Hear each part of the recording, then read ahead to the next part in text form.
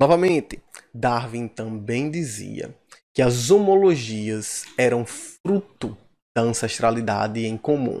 E o que é uma homologia, Bruce? É o seguinte, um órgão homólogo, como vocês podem ver, é aquele órgão que apresenta a mesma origem embrionária. Nesse exemplo que eu acabei de falar para vocês das evidências anatômicas de evolução, quando eu mostrei a mão do homem e a nadadeira da baleia. A mão especializada em agarrar, a nadadeira especializada em nadar, e no entanto formados pelos mesmos ossos. Por que eram formados pelos mesmos ossos? Porque quando o embriãozinho aqui está se desenvolvendo para formar o corpo do indivíduo, a mesma região do embrião vai formar essas diferentes estruturas. Se é a mesma região do embrião, consequentemente formam estruturas semelhantes, ainda que possam ter funções diferentes.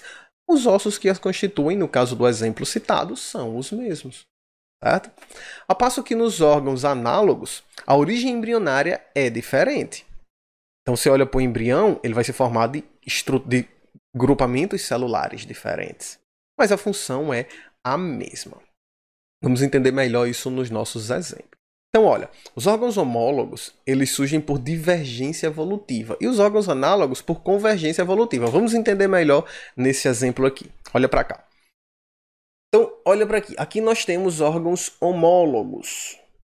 Divergência evolutiva. Você tem um indivíduo que vive na Terra, você tem um indivíduo que vive na água. Eles divergiram, eles seguiram para ambientes diferentes. Como eles seguiram para ambientes diferentes, os órgãos, ainda que sejam homólogos, ainda que tenham surgido da mesma origem embrionária, eles apresentam, nesse caso aqui, funções diferentes devido à divergência evolutiva.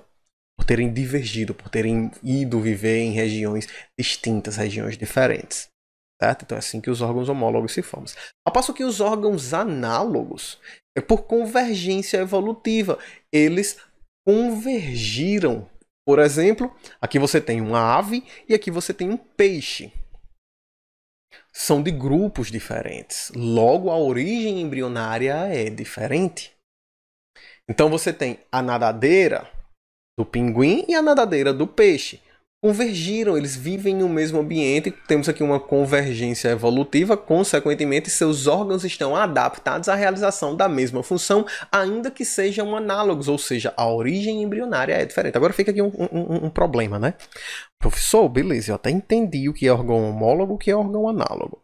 A questão é, eu estou assistindo essa aula para me preparar para um concurso, para o Enem, para um vestibular, para uma prova de seleção. Como é que eu vou saber que o órgão tem a mesma origem embrionária ou a origem embrionária diferente? Por uma única palavra. Duas, na verdade. A sua avaliaçãozinha geralmente vai vir. Se não vier a foto, né? Mas geralmente vai vir. Organismos filogeneticamente. Olha para cá. Semelhantes. Filogenética. Se a genética é semelhante, a origem embrionária é semelhante, então são órgãos homólogos.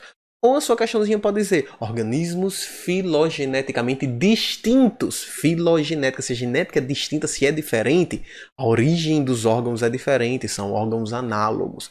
Fica de olho nisso, filogenética. Okay? A filogenética é justamente o ramo que vai estudar esse grau de parentesco dos indivíduos, certo? De acordo com a ancestralidade. Eu falei melhor disso no meu capítulo de taxonomia.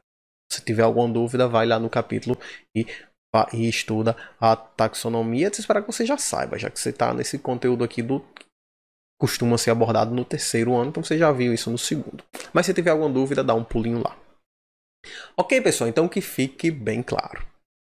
Com isso, finalizamos essas diferenças entre órgãos homólogos e órgãos análogos e vamos para a nossa próxima evidência evolutiva, que